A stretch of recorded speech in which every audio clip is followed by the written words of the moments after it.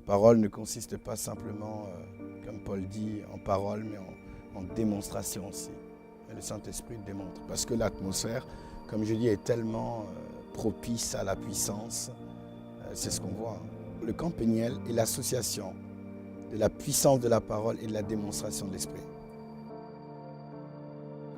Eh bien, la puissance de la parole et la démonstration de l'Esprit. Notre vie doit compter sur cette terre. Nous devons laisser des traces. Beaucoup de gens sont morts sans pouvoir libérer ce qui était à l'intérieur d'eux. On a des chemins tout tracés qui sont à l'intérieur de nous. On sait que Dieu nous appelle à quelque chose, mais on n'est pas en mouvement, on n'est pas en action, on n'est pas dans l'activité.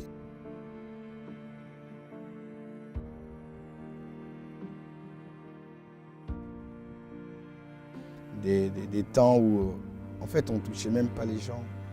On était simplement dans l'adoration. Et alors qu'on est simplement dans l'adoration, la présence de Dieu. Très compliqué de pouvoir même respecter le programme.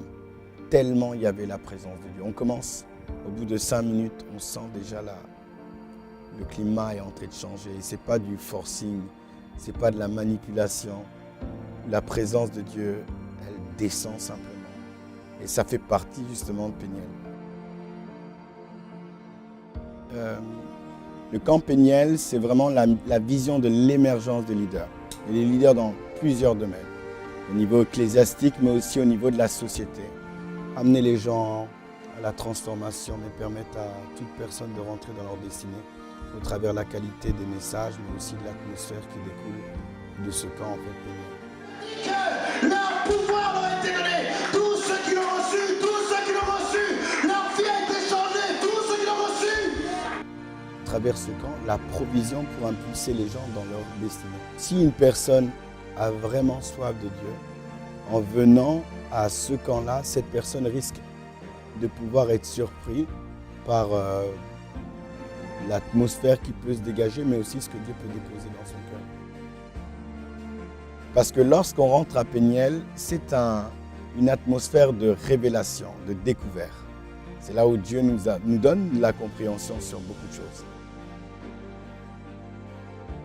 C'est aussi un lieu où on est vraiment mis à part, donc éloigné de toute forme de distraction. Et puis les cœurs sont vraiment disposés et disponibles.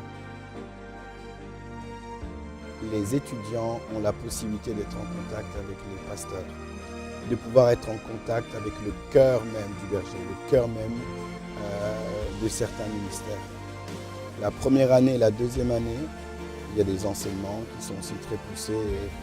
Et les étudiants ont l'opportunité de pouvoir être en contact avec plusieurs profils, pas que les 5 ministères, mais des personnes exerçant une influence dans la société dans des domaines différents. Ça peut être quelqu'un qui a un véritable fardeau pour les orphelins.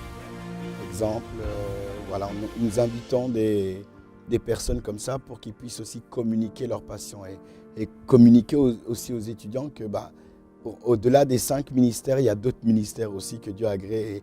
On peut aussi travailler d'une manière excellente, servir Dieu dans d'autres ministères que les 5 ministères directionnels de Éphésiens 4, verset 11. Nous sommes dans une génération où nous avons besoin d'hommes et des femmes qui se lèvent pour influencer positivement leur environnement. Et les enseignements qui sont donnés à Péniel ont pour objectif permettre à une personne d'être un leader vraiment influent, mais aussi permettre à cette personne de rentrer dans sa destinée, dans le projet que Dieu a planifié dans sa vie. Il est important pour nous de compter que tu ne puisses pas partir de cette terre avec des regrets, que tu ne partes pas de ce monde en te disant « j'aurais dû faire, j'aurais dû agir ». Ne pars pas avec un sentiment de frustration ou avec des projets non aboutis.